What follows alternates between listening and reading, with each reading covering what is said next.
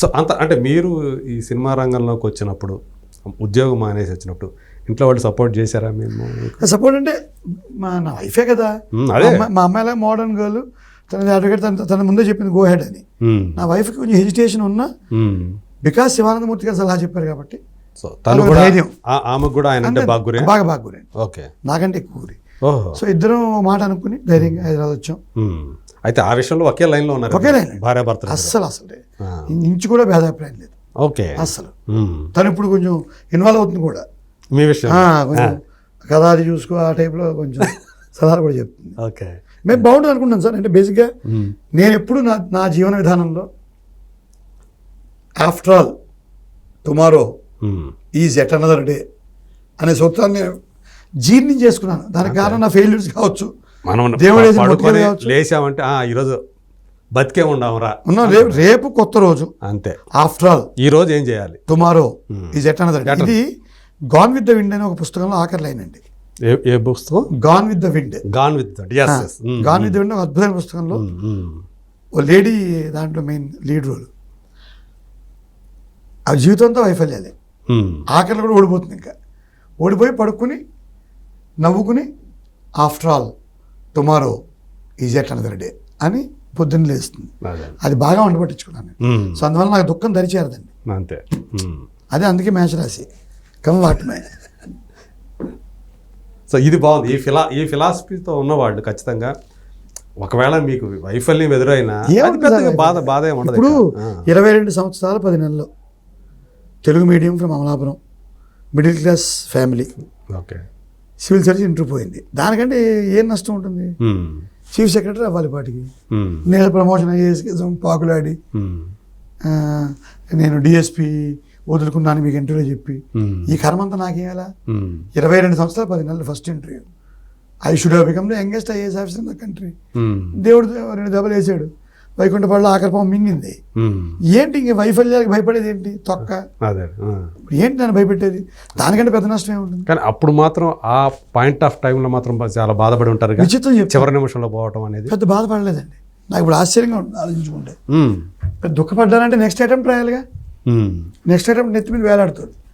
Last attempt అయిపోయి ఆఖరి interview పోయిన తర్వాత కొంచెం దుఃఖం వచ్చింది. మరి రెండోది దుఃఖపడ్డానికి ఎక్కడ టైం ఉంటుంది? ఇంటర్వ్యూ పోగానే ఫిలిమ్స్ వచ్చేస్తుంటుంది. మళ్ళీ నెక్స్ట్ ఏంటి? మనకు ఆ టైం కూడా ఉండదు, దుఃఖపడే టైం కూడా ఉండదు సివిల్ సర్వీస్లో. ఇంటర్వ్యూ ప్రిలిమ్స్ పోయినవాడు, మెయిన్స్ పోయినవాడు సాఫీగా ఆడవచ్చు. ఇంటర్వ్యూ పోయినవాడికి ఏడ్చే టైం ఉండదు. ఎందుకంటే మెయిన్స్ రాస్తావు, పాస్ అవుతావు, ఇంటర్వ్యూకి వెళ్తావు.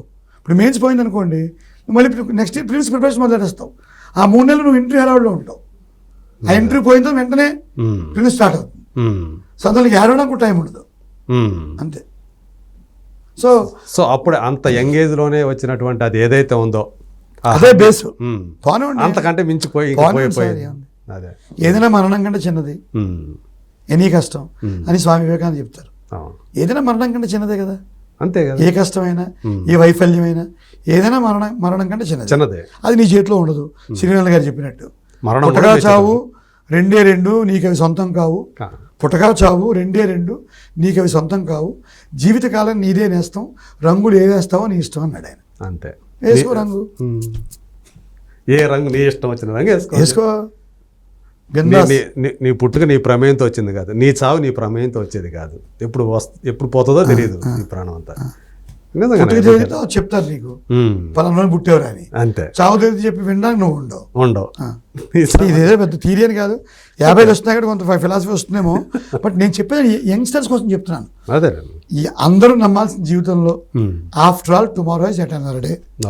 రేపు మళ్ళీ కొత్త రోజే. ఏం జరిగినా సరే అది మీరు తప్పు చేయండి, ఘోరమైన తప్పు చేసి దొరికిపోయి ఈ మోరల్ టర్పిట్యూడ్ లేకపోతే తాగుబోతులు, తిరుగుబోతులు, నైతికంగా రుచి ప్రవర్తన లేని వాళ్ళు అందరికీ కూడా రేపు కొత్త రోజే. మీరు ఇండస్ట్రీకి వచ్చారు కదా, ఇండస్ట్రీలో కూడా ఇలాంటి వ్యక్తులు పడతా ఉంటారు కదా, చెప్తుంటారా మీరు? వచ్చిన వాళ్ళు వస్తా వింటారు. కొత్త కుర్రాళ్ళు ఎవరన్నా యంగ్స్టర్స్ వాళ్ళు వచ్చి వింటారు. కొద్దిగా మీ లైఫ్ జర్నీ చెప్పండి sir, will try to learn things from it అని చెప్తూ ఉంటారు. బట్ ఇక్కడ నేర్పడాలని నేను నేర్చుకునే స్టేజ్లో ఉన్నాను. ఇక్కడ నా లైఫ్ లెసన్స్ అడిగిన వాళ్ళకి చెప్పడం అనేది ఒక డైమెన్షన్. బట్ నేను నేర్చుకోవాలి ఇక్కడ. అదేలే. I'm learning everyday. సంక్రాంతికి వస్తున్నా అయిపోయింది. నిన్న ఏదో రామ్ చరణ్ గారికి ఒక సినిమా, మళ్ళీ రేపటి నుంచి సురేష్ ప్రొడక్షన్స్లో బుచ్చిబాబు సానా గారిది. ఓకే. రేపటి నుంచి మళ్ళీ సురేష్ ప్రొడక్షన్స్ పెద్ద ఆయన పేరు అనుకుంటాను. రేపటి నుంచి సురేష్ ప్రొడక్షన్స్ అమెజాన్కి రేపటి నుంచి డేట్ ఇచ్చాను. Okay. Web series, web movie అండి. Web movie. ఓకే. మళ్ళీ అన్నపూర్ణ అఖిల్ గారి హీరో అన్నపూర్ణ మూవీస్ దానికి డేట్లు ఇచ్చాను. ఇంక ఇలా జర్నీస్ ఇంకా నేర్చుకోలే రోజు. అదే. సో అంటే మామూలుగా అయితే ఏదో చిన్న సినిమాలు వస్తున్నాయి, ఒక మధ్యతరగతి సినిమాలు వస్తున్నాయి అనుకునే ఫేజ్ ఒకటి. కానీ ఇప్పుడు మీరు భారీ సినిమాల్లో కూడా నాకు మంచి నా జర్నీ నుంచి ఒక పాయింట్ చెప్తాను. విచిత్రమైన విషయం ఏంటంటే నేను అతి తక్కువ చిన్న సినిమాలో పనిచేశాను. నా ప్రయాణమే రారండే వేడికి చూద్దాం, అన్నపూర్ణ వారిది, కళ్యాణకృష్ణ మీ మిత్రుడు. రెండో సినిమా మారుతి గారు యువి క్రియేషన్స్ మహానుభావుడు. మూడో సినిమా, నాలుగో సినిమావో గీత గోవిందం పరశురామ గారు డైరెక్టర్ ఆయన. తర్వాత మధ్యలో ఒక సుబ్రహ్మణ్యపురం చిన్న సినిమా, జంబలకిని పంపించి అని చిన్న సినిమాలు రెండు చేశాను. వీళ్ళ F2 దిల్ రాజు గారు. ఇంకా ఆ తర్వాత గీతా ఆర్ట్స్కి ఒక 10 సినిమాలు చేశాను, దిల్ రాజు గారికి 10 సినిమాలు చేశాను, మైత్రి వారికి ఒక 5 సినిమాలు చేశాను. ఇప్పుడు బుచ్చిబాబు మైత్రి వారిదే. ఇలా నాకు పెద్ద బ్యానర్లో పెద్ద దర్శకులు శంకర్ గారితో గేమ్ చేంజర్ చేశాను. ఏంటి లైఫ్లో, అందుకే యంగ్ దర్శకులతో ఇప్పుడు చాలా మంది మిమ్మల్ని చూస్తే కొంచెం అసూయ కలుగుతుందేమో.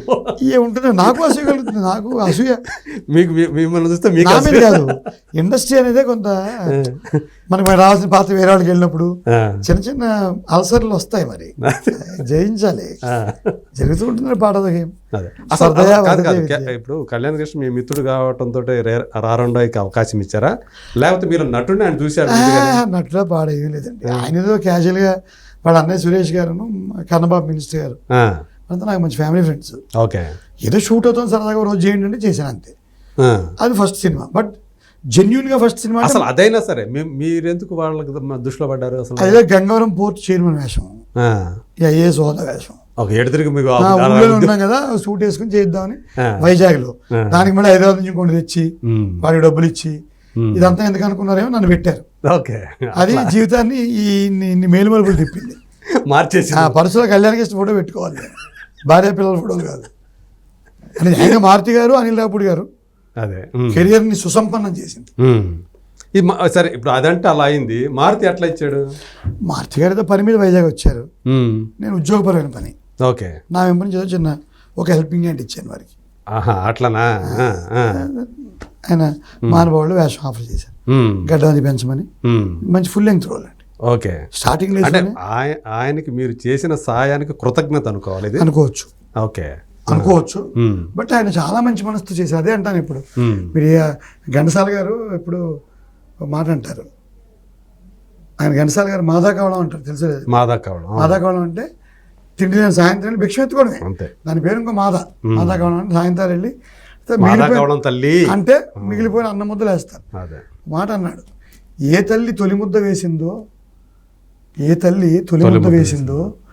మాధుర్యాన్ని నింపి వేసింది, నా గణంలో ఇంత అమృతం పలికింది అన్నాడు ఆయన. అలాగా అనిల్ రావుపూడి గారు, మారుతి గారు, కళ్యాణకృష్ణ గారు, ఎందుకంటే మోహన్ కృష్ణ గారు, పరశురామ్ గారు, మా రవికిరణ్ కోలా, దెన్ అశోకనార్జున కళ్యాణ్, సంతోష్ జాగరణమూడి, వీళ్ళందరూ ఏముద్దేశారో తెలియదు. వాళ్ళందరూ అమృతం అప్పుడే నేను చింతించేస్తానని చెప్పను, కానీ నటుడిగా నాకు లోటు లేని స్టేజ్ తీసుకొచ్చిన మహనీయులు వీళ్ళందరూ.